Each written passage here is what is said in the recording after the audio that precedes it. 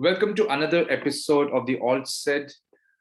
Cricket, as much as it is made rich by the cricketers on the field, it is as much the commentators who make cricket come to life with the drama, with the excitement, with the action that the commentators put in through their voice.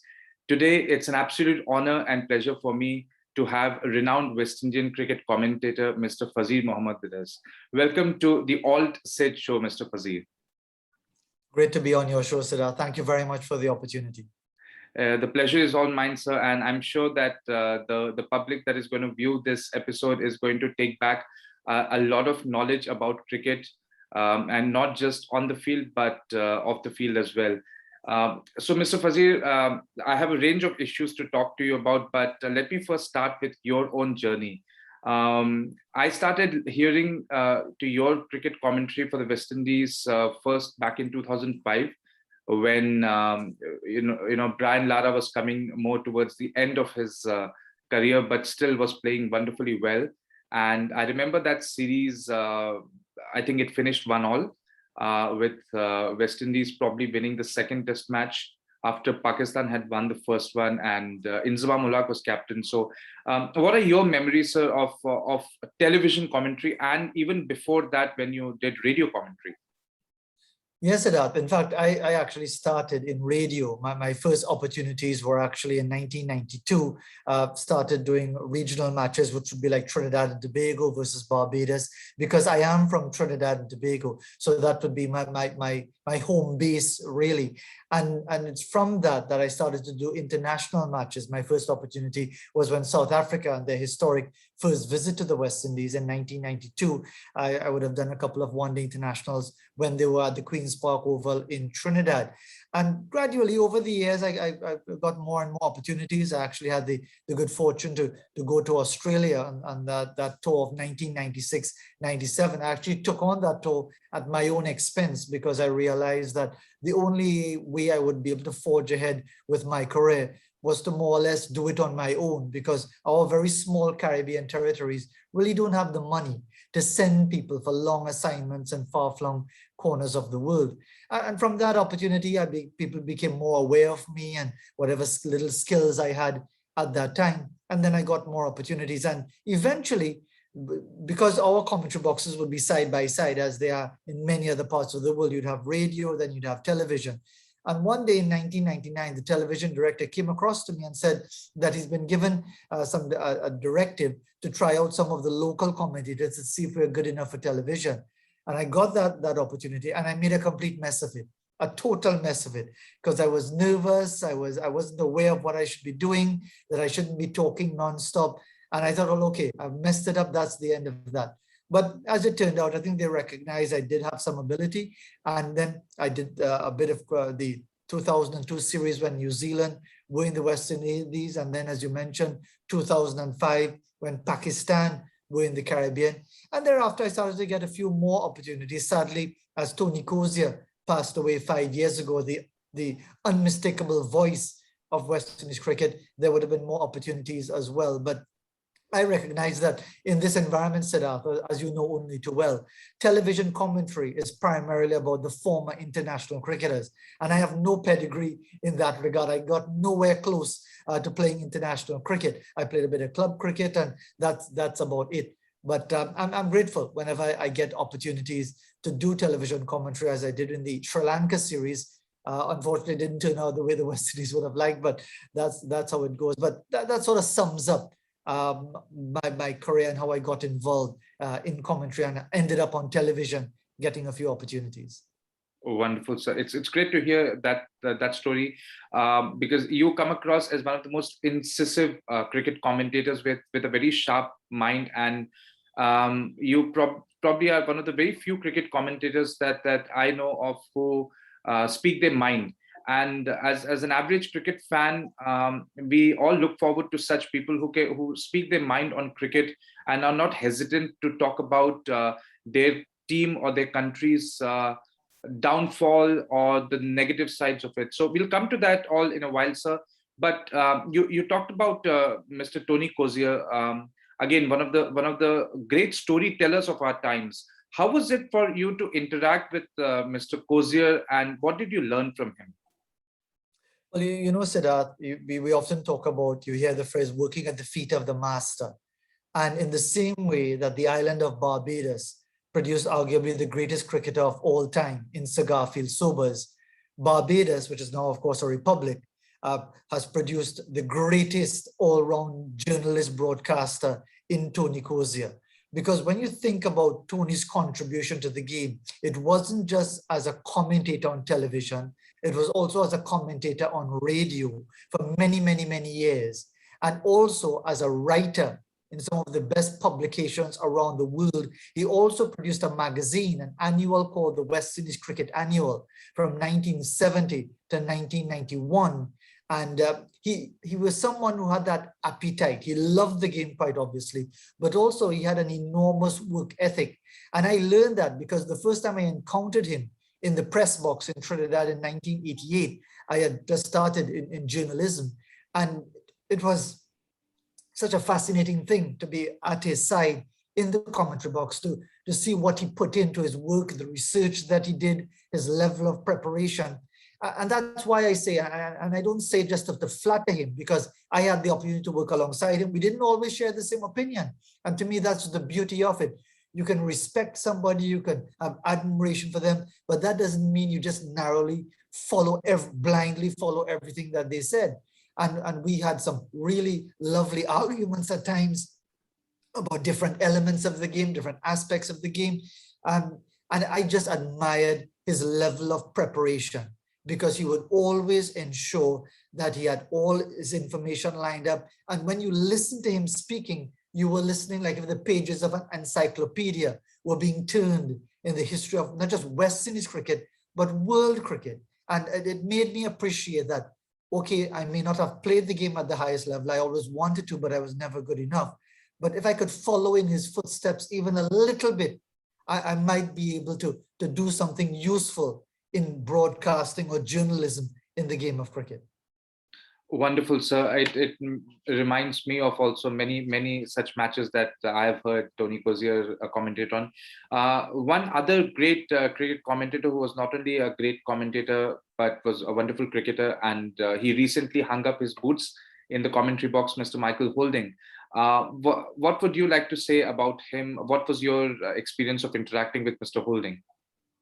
Well, here's an interesting story for you, Siddharth. The very first time I went into a commentary box at radio in Trinidad to do a one-day international, and I was nervous because sitting right alongside me is Michael Holding. So I was so nervous. And remember, this is Trinidad, and I know the ground. The Queen's Park Oval is my home ground. I played club cricket there.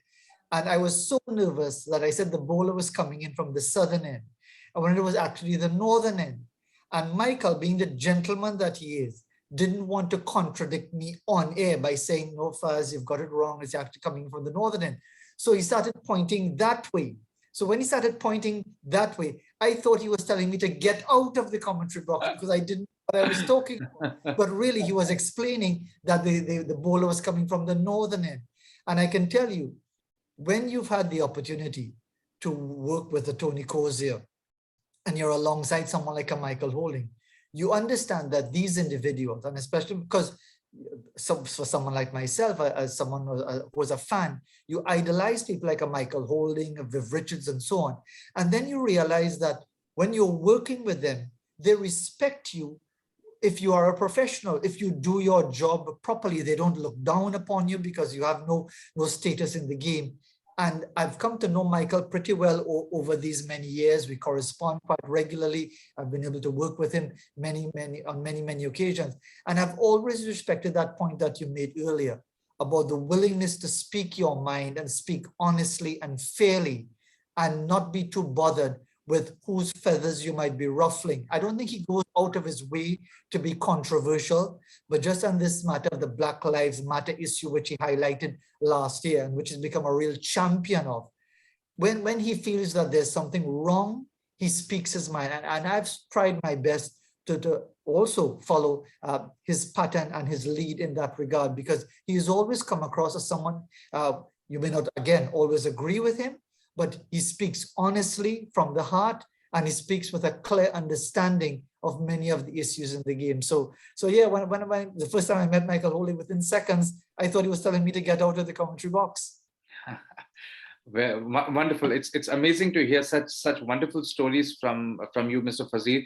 And it's not surprising because I regard you as one of the very few commentators who are actually wonderful storytellers. And I think one of the names that comes out from in my mind from India is Mr. Harsha Bhogle, who's another great commentator as well as a storyteller.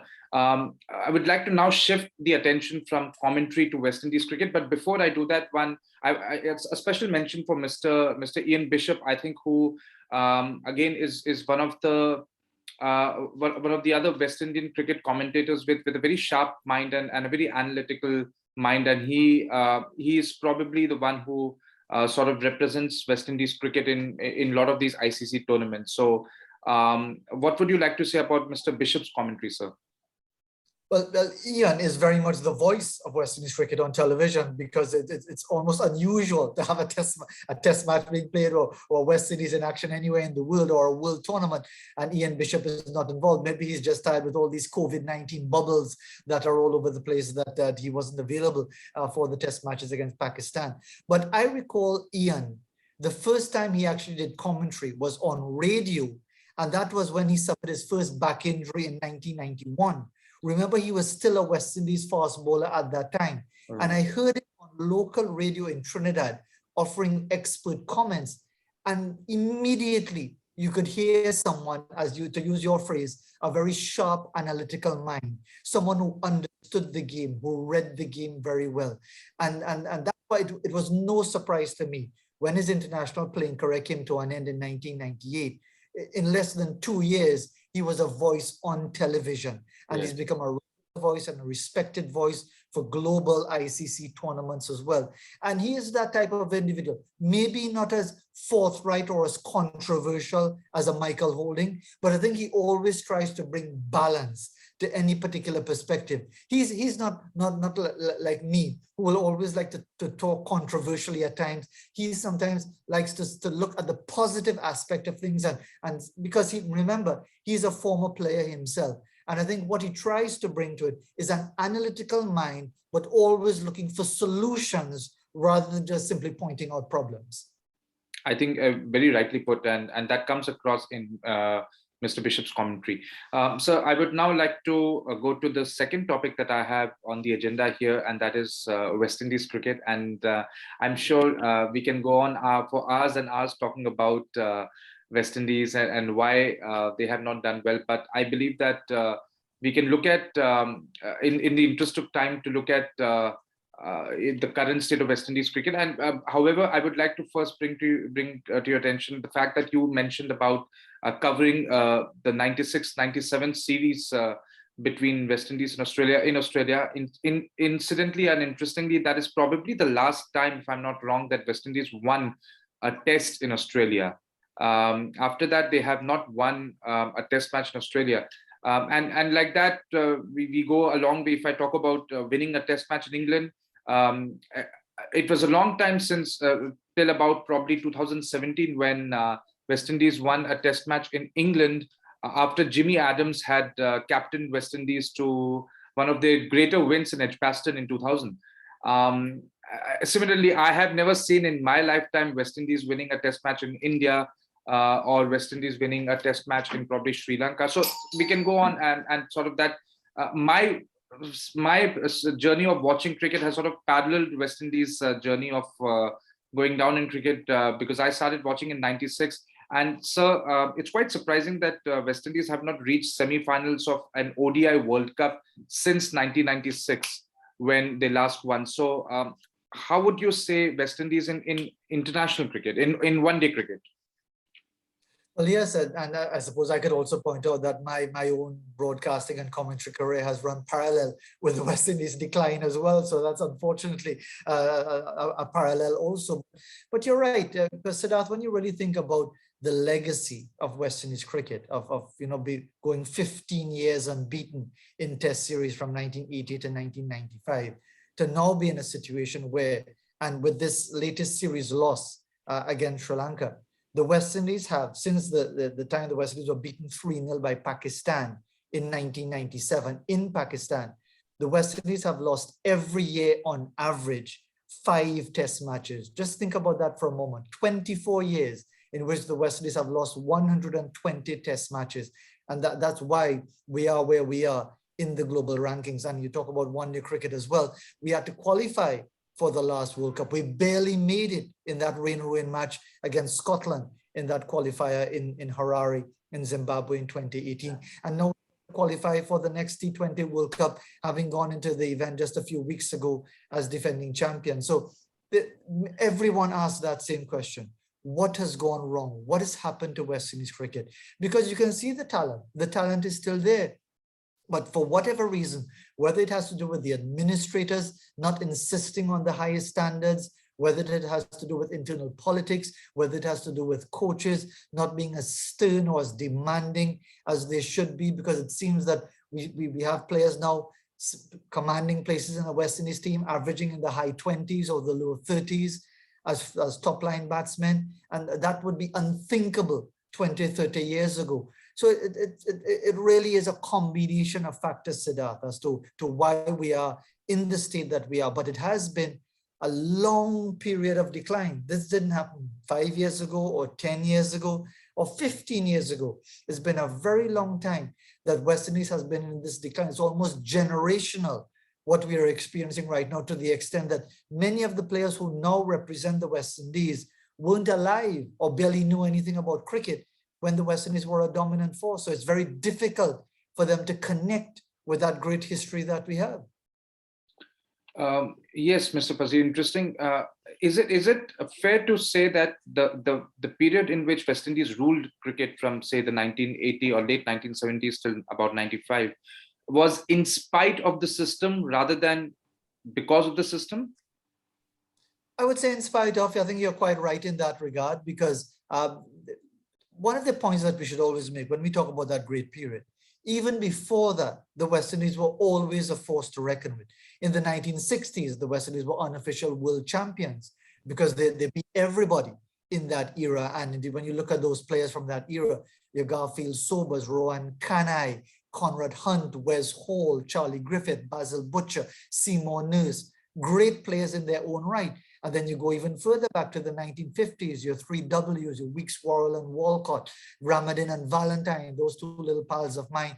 And even before that, to the great George Headley, who I think will be an automatic selection in any all-time West Indies team. And that is the concern, Siddharth, that it's not just about that dominant era that we talk about and West Indies defying the odds and being such a strong, powerful unit against the other formidable nations of the world.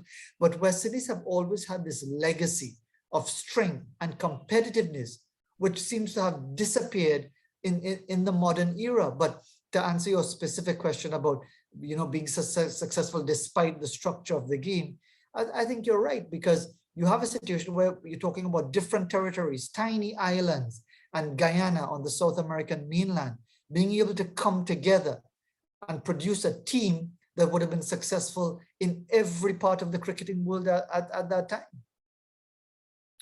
Yes, sir. And I think the names that you have taken are some of the all-time greats of the game. And I have just heard about these names through media, through my parents. It must have been an awesome sight to see the fearsome quartet of West Indies fast bowlers in the 80s. Indeed it was. And the thing is, Siddharth, when you are growing up, I was born in 1965. So basically, when I really became aware of cricket as a 10-year-old, when the West Indies won the World Cup in 1975, from that point on, all of my teenage years was about seeing a dominant West Indies team.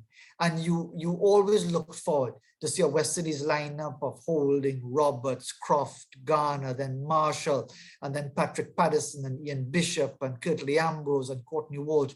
And you also admired when the great players from the visiting teams would come to our shores and take on the West Indies. Of course, Sunil Gavaskar is legendary in our part of the world for the number of runs that he would have scored, and the admiration that we would have had from Mahinda Amarnath, taking on Malcolm Marshall in 1983. And these stories became legendary. And even the great bowlers from that era, Bedi, Prasanna, Chandrasekhar, Imran Khan, Abdul Qadir, and so many others, and the Australians and the English and so on. I think growing up in that era, you felt that you were watching cricket at the very highest standards that you would ever see in your entire life. And it was something that you, at some point, you almost took it for granted, Siddharth, that whoever came to the West Indies would dominate them. There would be some great contests, but the West Indies would win anyway. And I think it was being able to grow up in that period that made you really appreciate the history and the greatness of West Indies cricket. Yes, I think very well put, sir. My next question would be regarding the advent of T20 cricket. And in a way, I believe T20 cricket has sort of given a life support for West Indies. The fact that they have now won 2 T20 World Cups. Somewhere, do you feel that T20 cricket has resuscitated West Indies cricket? A life support in one way, but almost taking the oxygen out of Test cricket in another way.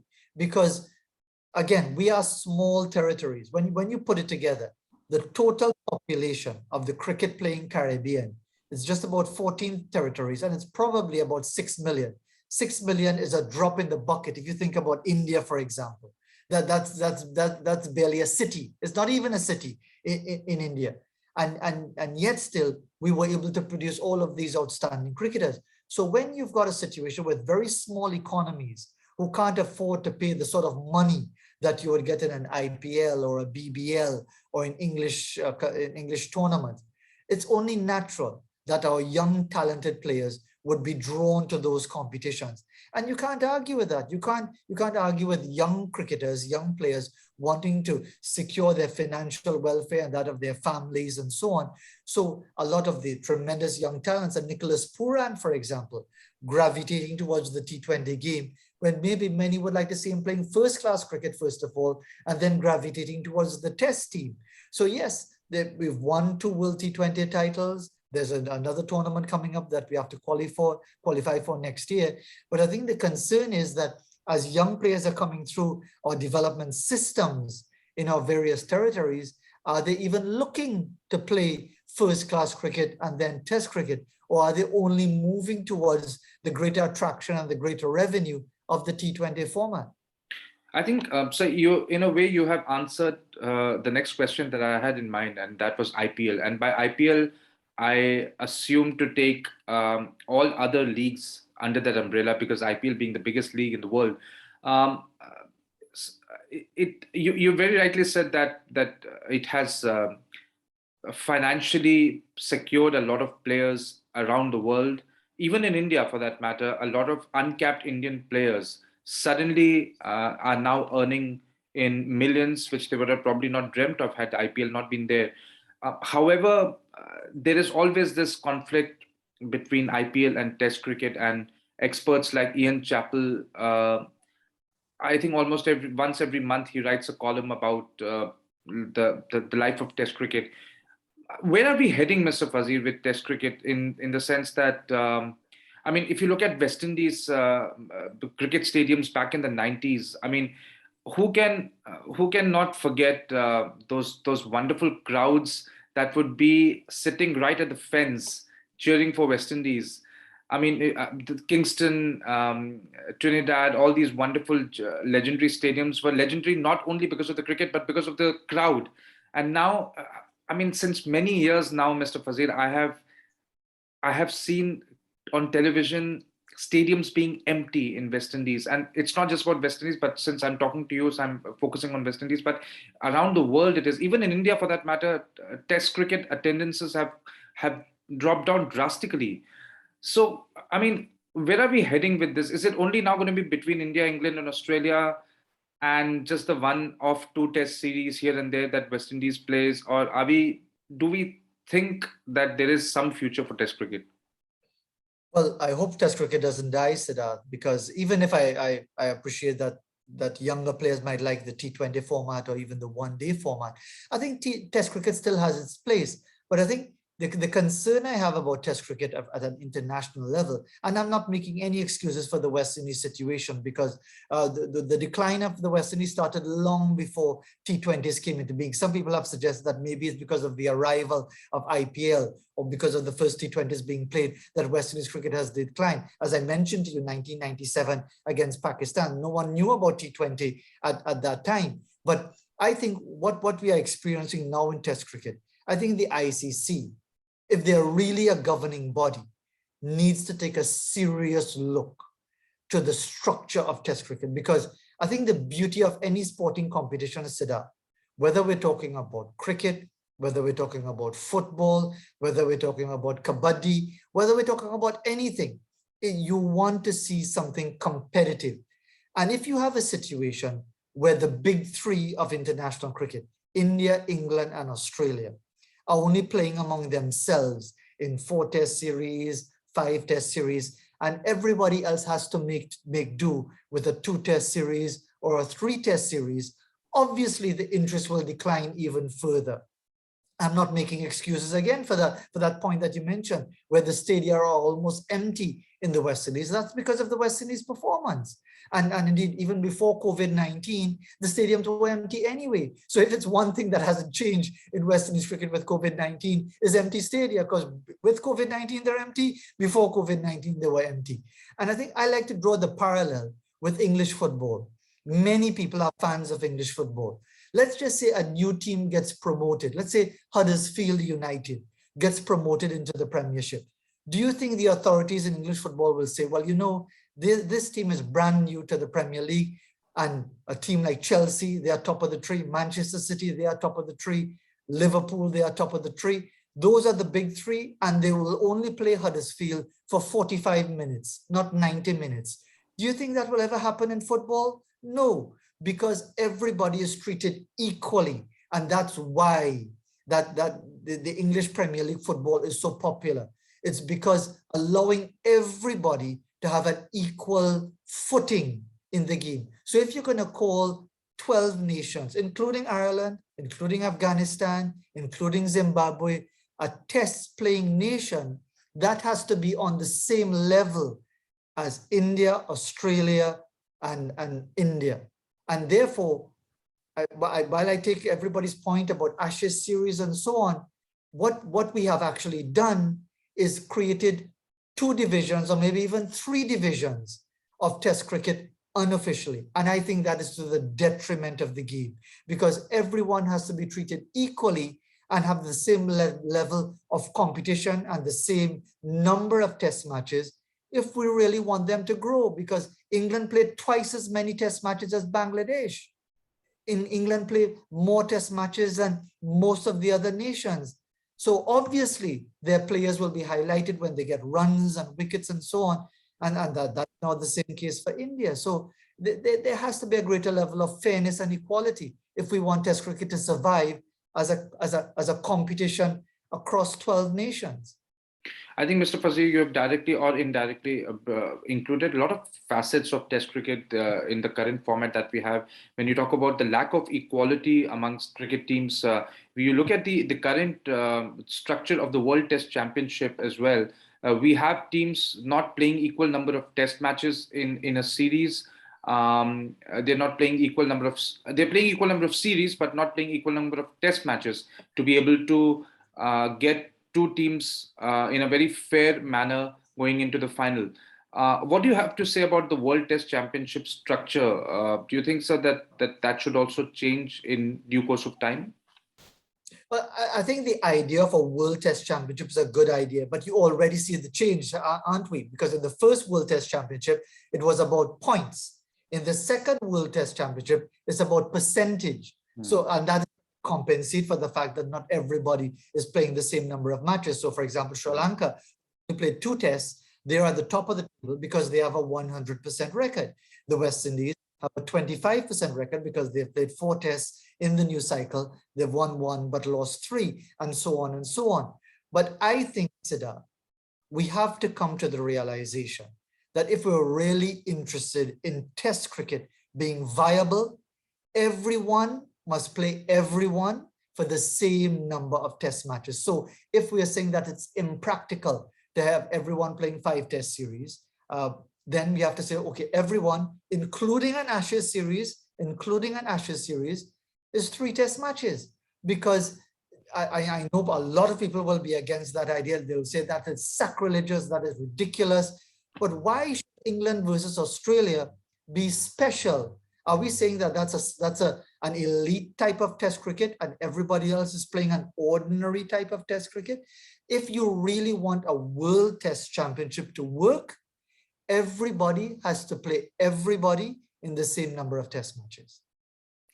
I think, Mr. Fazeer, you're bringing in quite a radical viewpoint, and I, for one, I love Ashes cricket, so probably I might have a slight disagreement with you. But having said that, what you say, I take your point, because it is important for as you pointed out when you brought the analogy of English Premier League and teams playing equal number of matches in that league. Something like that needs to happen. So probably why not have the first 3 tests of a 5-test Ashes series included as part of the World Test Championship, but keep the rest of the 2 to make it a 5-test series. I used to, and I understand the issue with the Ashes, but I find it interesting that people who are not part of England, Australia, are so passionate about the Ashes and are willing to accept for their own country fewer test matches.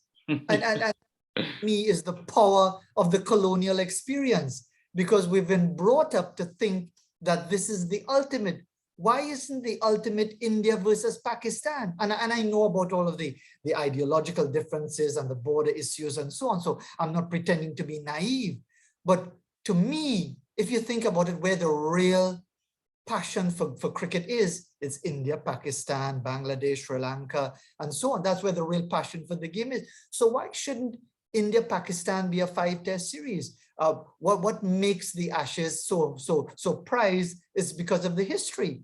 But isn't India, Pakistan history? Isn't India, West Indies history? Isn't every other test series that would have been played from many West Indies were first in India in 1948, 49, and always played 5 test series up until 2002. India were in the West Indies playing 5 test matches. So why is it that we must accept that it's only the Ashes which really matters, that they are guaranteed 5 test matches, but everybody else has to make do with 4 and 3 and 2 and that sort of situation? I think you bring in a very good point, sir, because I remember my first few years of watching cricket was when West Indies regularly used to play 5-test series. They played a 5-test series in Australia. They would play a 5-test series against England. In fact, they played 2 5-test series against India in the West Indies, one in 1997, which was famous for that absolutely tragical result for India when they were all out for 81 in Barbados, and then in 2002, which interestingly, sir, again, to bring the decline in West Indies' fortunes, was probably the last time West Indies won a test match against India in West Indies. So yes, I mean, West Indies, I've seen West Indies play 5-test series. I've seen there at least used to be a lot of 3-test series, but they have also now been reduced. You take it for granted that New Zealand, Sri Lanka, West Indies, and Pakistan and usually end up playing 2-test series against even the bigger nations. Against even India, England, and Australia, they play only a 2-test series. And New Zealand, come to think of it, sir, are the current World Test champions. They are #1 Test ranked team, and they're playing 2-test series.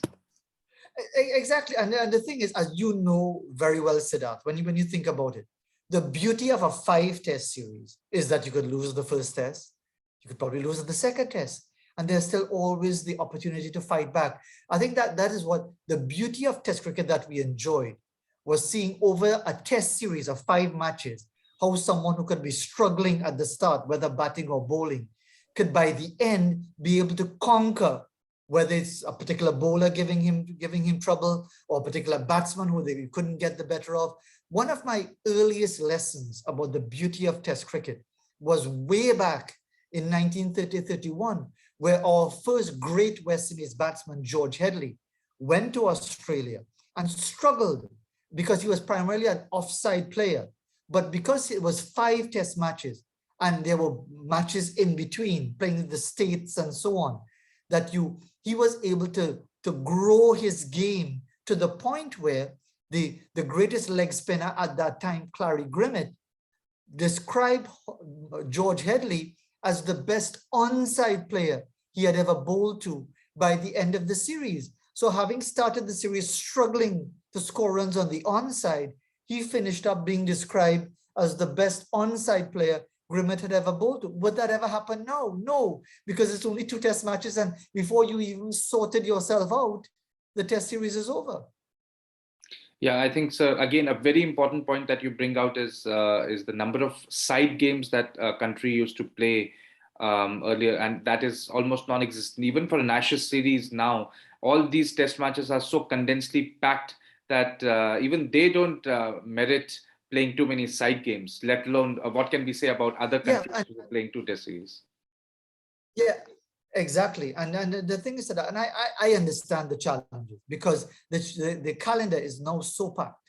Everybody's playing a T20, there's always a franchise tournament. So it's very difficult to expect what we had so many years ago. And I take that point totally. But my only issue, Siddharth, and be very straight with you, is the issue of equality. If you agree that everybody, that the smaller nation should only play 2 tests, well, then the bigger nation should only play 2 tests, because that is my fundamental point. We should not have a situation in international cricket where you have the haves and the have-nots. It doesn't matter who they are. And I think the West Indies, we played our own part in that, because not many people realize that when Sri Lanka first came onto the test scene in 1982, the West Indies didn't play a test match against them for 11 years. 11 years, that was in 1993. Sri Lanka didn't come to the West Indies until 1997, 15 years after they were granted test status. Again, that is unheard of in any other sport, as to how a team reaching an elite level would be treated. So this is just merely a continuation of that, what I would call the hierarchy of cricket, where the powerful nations treat the less powerful nations with scant regard. And if we really want the game of test cricket to be vibrant and alive, and every test series to have interest, we need to change that structure. Mr. Fazeer, do you describe yourself as an idealistic person when it comes to test cricket? And do you think that this idealism, if you are idealistic, whether this idealism will bear fruition for test cricket? You know, Siddharth, a television director once told me, you know, these points that you keep making, they're very, very true. They're very, very correct. They're very, very right. But you're not going to change anything, because money governs the game, and the money will decide. And it might sound idealistic, and maybe it is. Maybe it's also unrealistic in the current circumstances. But look at the results, Siddharth. Look at the end result, that we have so-called 12 test playing nations, 3 of whom really hardly play any cricket at all. That's Zimbabwe, Ireland, and Afghanistan. So that's a quarter of your test playing nations who really don't play the level of test cricket to really be considered test playing nations. Then you have another 5, West Indies among them, Sri Lanka, New Zealand, who are world champions, believe it or not, Pakistan, and so on, who are treated as second class. And then you have the top 3. So look at what we have. The thing is that there's always that passion and history for test cricket. So there will always be that interest in the Ashes. India is a huge nation, so there will always be that passion for test cricket and so on. But you don't have competitiveness. And are we comfortable? Are we happy going on this way for a number of years? So yes, I accept that I'm maybe an idealist, maybe I'm unrealistic, maybe I'm naive, but are we happy with the structure of test cricket as it is right now? I think it would be an emphatic no from a lot of us to that question that you pose. But Mr. Fazeer, we have spoken about your journey as a commentator. We've spoken about some of the great commentators West Indies has produced over the years. We have spoken about the decline in West Indies cricket. I would now like to take you to some of the more happy memories of West Indies cricket in the last few years. Ever since that I started watching cricket, one that comes to my mind is that fantastic 1999 Test series between West Indies and Australia, where Brian Lara scored two of his more finest knocks ever. And then another very memorable Test series that that nobody can forget is the one between West Indies and Pakistan in 2000, when West Indies won that Test series 1-0. And if I go a little further ahead, after that was when West Indies, in spite of the challenges that they faced, they would still end up producing these cricketers like Chris Gale, and the whole T20 bandwagon that then came onto the scene. Um, what are your memories, sir, of particularly that series between West Indies and Australia when Lara scored a double century at Trinidad and then 153 at Barbados? Tell us some of your memories about that, sir. Well, it's interesting, 1999, because the West Indies had just come from South Africa, where they lost all 5 tests and lost 6 of the 7 one-day internationals. And it was a tour that was defined by chaos, because before it even started, the West Indies players almost abandoned the tour, which was to be an historic tour, a first time that a West Indies team would have gone to play a full series in South Africa. We all know the history of apartheid and so on. So coming out of that devastating experience, Lara was basically put on probation for 2 test matches. And essentially it meant that if the West Indies didn't perform, he would be removed as captain. And the first test match in Trinidad, West Indies were routed for 51 in the final innings of that test and lost it by a huge margin. And Lara, it's reputed that he said with Steve Waugh before the second test match in Jamaica and before the toss, he says, well, this is going to be my last test as captain, because he expected that he would be replaced. And then he produced that magnificent double century, 213, and the West Indies won by 10 wickets. And then came that even more memorable 153 not out in Barbados, where the West Indies chased just over 313 to win. And after that, almost pure adrenaline, he produced 100 in Antigua, but Australia bounced back to win that test to square the series. And the thing is, Siddharth, I was involved in radio commentary at that time, and because you're describing the action nonstop, you're just caught up in the emotion of it, because the crowds were involved, the fans in those days, the old stadium, they were a lot closer to the action, and you really enjoyed that passion and that intensity of the contest between West Indies and Australia, and that to me, from a radio commentary point of view, was probably some of the most exciting cricket I've ever had the privilege to cover, because I was on the air when Lara scored that 153 not out and hit the winning boundary of Jason Gillespie at Kensington Oval in Barbados. And those are some of my fondest memories in the game.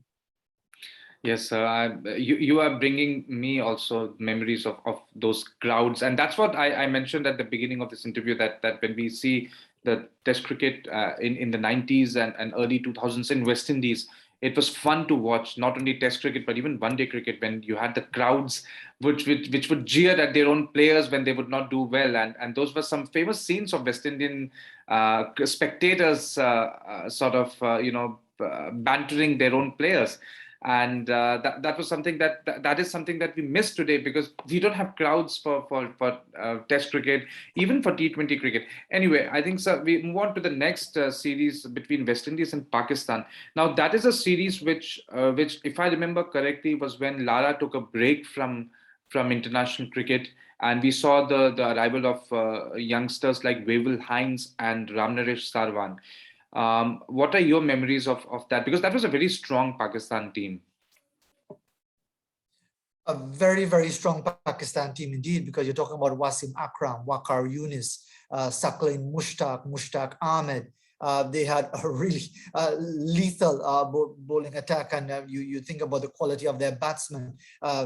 Yusuf Yahana, Muhammad Yusuf, as he's now known, of course, Inzamam ul Haq, and so many quality players. And again, just to give you some context, you mentioned that Lara had taken a break from the game. He had taken a break after another disastrous tour of New Zealand at the end of 99 into 2000. And we saw the introduction of, as you mentioned, Chris Gale, for the Zimbabwe series, which preceded the Pakistan series. Wavell Hines had also come into that series. And then we saw Ramnare Sarwan scoring 84 not out in his debut test innings in Barbados against Pakistan. So you really saw the new youthful talent. Shivnarine Chanderpaul was already well established in the West Indies team. And we saw a drawn test in Guyana to start with. We saw another drawn test in Barbados. And then we went to Antigua, and that was really a fascinating contest because it came down to the West Indies scrambling a one-wicket victory with a lot of luck, it has to be pointed out, because Pakistan missed a number of opportunities. There were 2 run-out opportunities famously that they allowed to just literally slip through their fingers. There were a couple of umpiring decisions that went the way of the West Indies. And there was also a famous incident where Jimmy Adams, who was the captain, having taken over from Brian Lara, of course, had a cut under his chin. And because he was they were the last pair at the crease, he actually had stitches sewn into his chin to repair that injury on the field because he could not retire hurt because there was no one else. And he was able in the end to scramble the West Indies to a famous one-wicket victory, and the West Indies won that series. But yet again, to be able to be doing commentary, radio commentary at that time, and to describe the action and the intensity of the cricket as it was played at that time was very, very enjoyable. Fantastic, Mr. Fazeer. You're bringing back some wonderful memories of Test cricket. One last aspect in this section about the happier memories of West Indies cricket would be the record of the West Indies against England in the West Indies. For some reason, Mr. Fazeer, England have not performed well against West Indies in Test cricket in the West Indies in the last, say, 20, 25 years, except that series which was led by Michael Vaughan when England won 3-0. West Indies have won, and I would like to take you more towards a recent memory in 2019 when West Indies won a Test series against England by 2-1. A Test series which not many expected West Indies to win, and England were a very strong team with the likes of Ben Stokes and Joe Root and others who were very experienced Test cricket players. As you mentioned, England plays so much of Test cricket. So what do you think really happened in that series? Because I remember some West Indian cricketers had mentioned that England brings the best out of them. So what do you have to say about that particular series where of course, Holder scored a double century? Indeed, and I think that's true. And again, it's because of that colonial history that it was a special motivation. You even heard players in earlier eras, especially Viv Richards, talking about how much it meant not just to beat England in the West Indies, but even better, to go to England and win. There was the famous series called the Blackwash series of 1984, where the West Indies won 5-0. So instead of a whitewash, it was a blackwash, because the team would have been primarily players of African descent, black players, and so on. So to 2019, you're right. Many people felt, including I felt, that England would have won that series because of the quality of their cricketers compared to the West Indies, who had just gone to India and been beaten badly, had just gone to Bangladesh and lost 2 Test matches. How could they possibly compete against England? Well, as it turned out, again, the West Indies just found that extra bit of inspiration. They routed England for 73 in the first innings that England batted in that Test match in Barbados. They won by over 300 runs. They won by 10 wickets in Antigua on a pitch where it favored the faster bowlers, and it was expected the West Indies would struggle against the England fast bowlers, Broad and Anderson and Wokes and so many others, Stokes, as you mentioned. But the West Indies were just able to lift their game. And I suspect it has to do with that extra motivation of playing England and of always being regarded as just mere colonies of England, that there's something special about beating England, taking on England at their own game. And I suspect the West Indies will again try to be as competitive as they can when England come to our shores in March of 2022. And also, there were some comments that would have been made previous to 2019, previous ahead of earlier tours, where even the officials in England seemed to take it for granted that they would beat the West Indies. And I think the West Indies public And the West Indies players themselves felt disrespected by that. And that in itself would have been additional motivation. Well, when you talk about comments being made, nothing more famous than the one made by Tony Greig that will make them growl. So I think the probably that sort of shows the history of West Indies England rivalry. Absolutely. And what made Tony Greig's comment even more inflammatory? Remember, he was a white South African, and those were the days of apartheid. Those were the days when the black people of South Africa weren't even considered part of the society. And to make that comment that you would make the West Indies grovel, and when you think of the term groveling, it's like bowing at the feet of somebody. To think that a proud black West Indies team will be bowing at the feet of England, who were led by a white South African, that was enough to drive all of the West Indies players crazy. And they just found that extra bit of energy whenever Tony Greig came to bat. Credit to Greig, he responded magnificently in the fourth test match of that series, scoring 100.5 century. But throughout in the other matches, he barely got a run, simply because the West Indies was so motivated to make him swallow his own words. Amazing, sir. So we're coming towards the end of this wonderful interview. I feel like going on and on, Mr. Fazeer, talking about cricket with you, but in the interest of time, you mentioned about Michael Holding, who in the last couple of years has spoken strongly against racism, against discrimination, against the blacks. And recently with the Yorkshire County Club holding an inquiry into Azim Rafiq's remarks about racism.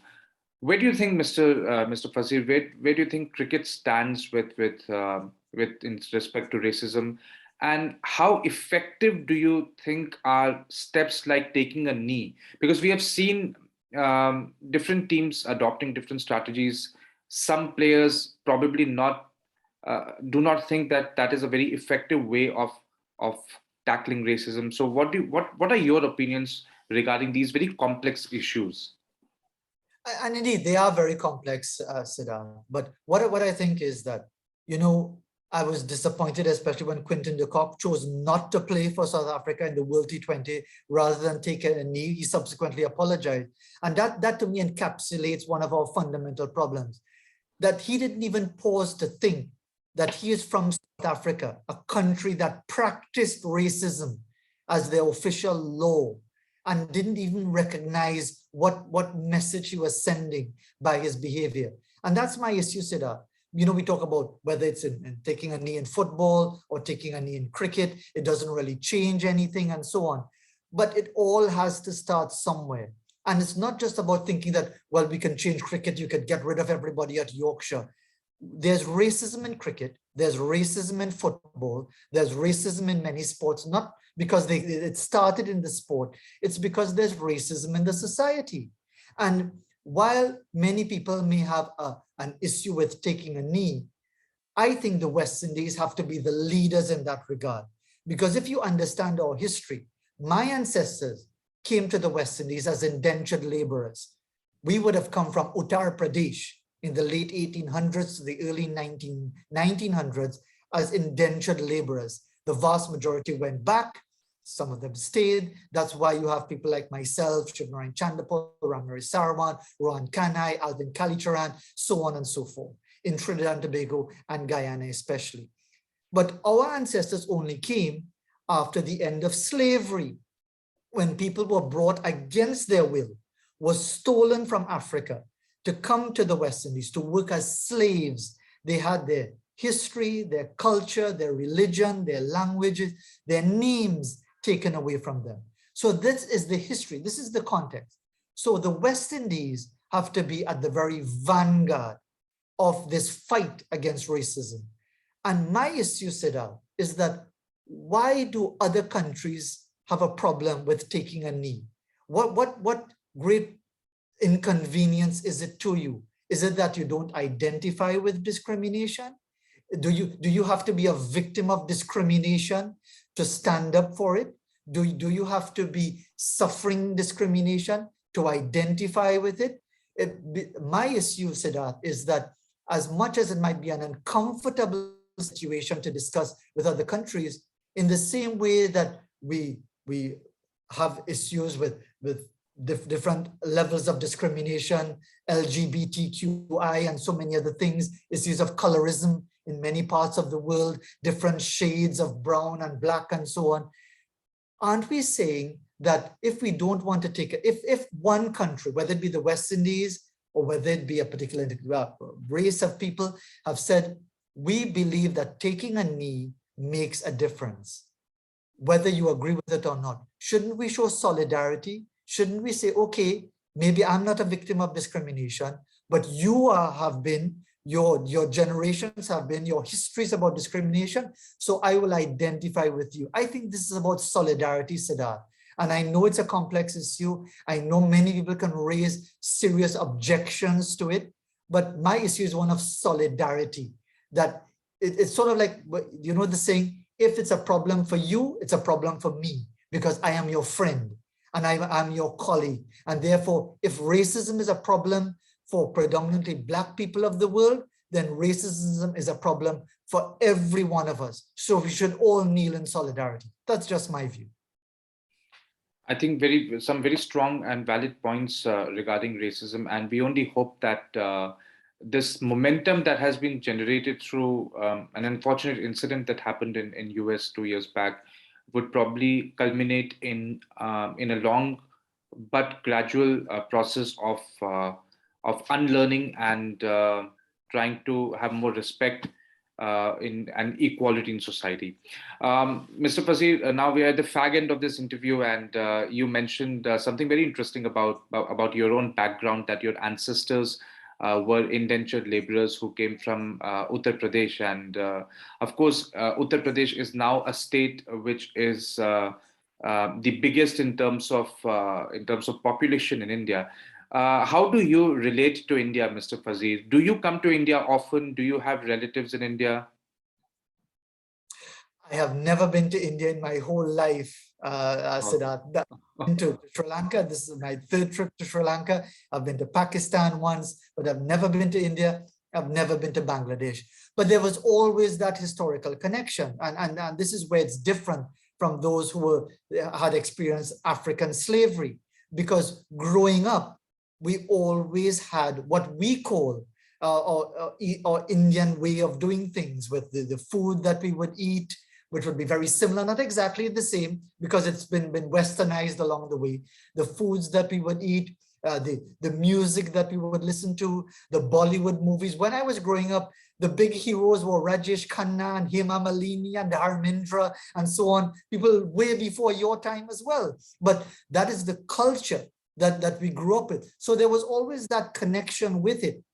Like I wouldn't know for a fact who were my direct ancestors from Uttar Pradesh, because I am 3 or 4 generations on from that. I don't speak a word of Hindi. I don't speak a word of Gujarati. I don't speak a word of Urdu. I might know a few expressions along the way, but there's always been that connection with India, Pakistan, Bangladesh, Sri Lanka, again, because of that historical experience. So yes, it is a connection, but to answer your specific question, I've never been to India.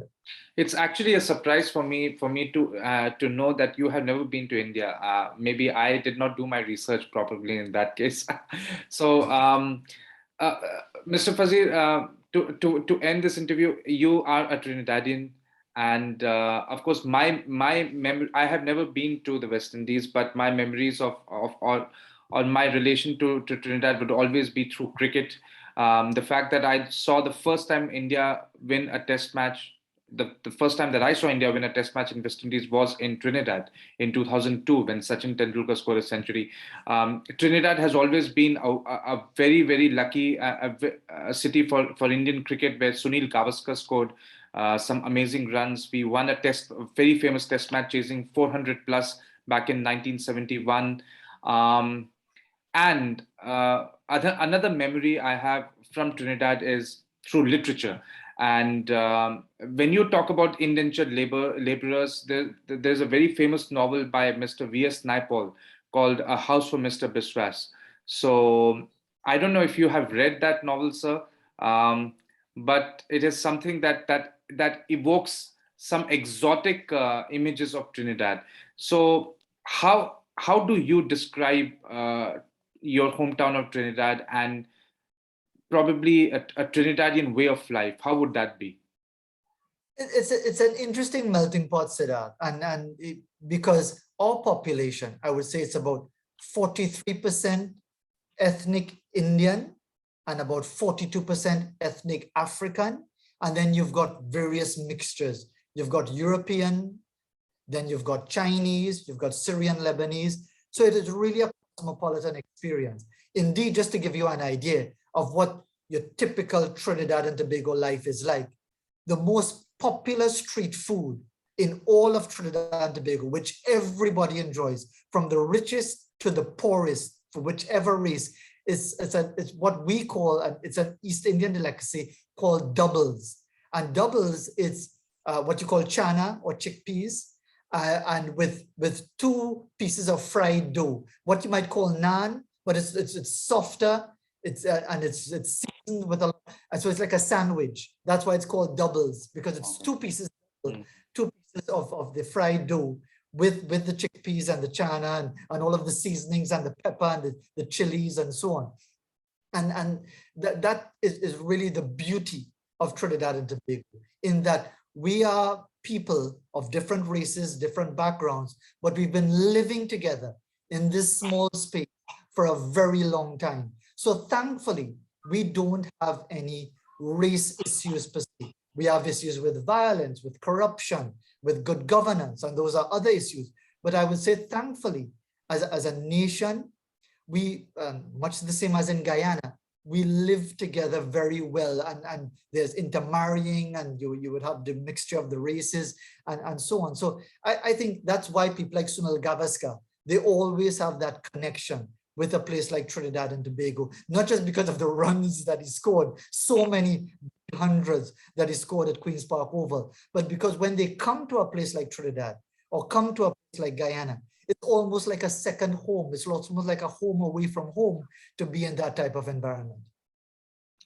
Wonderful, Mr. Fazeer. We have spoken on a wide range of issues. I hope you have enjoyed this interview as much as I have enjoyed doing this with you.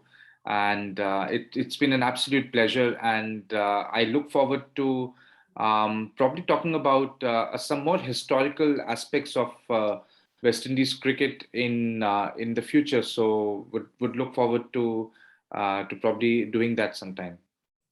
Indeed, it would be my pleasure to have another discussion with you, Siddharth, and it's really been an honor and a privilege to be on your program. Thanks very much.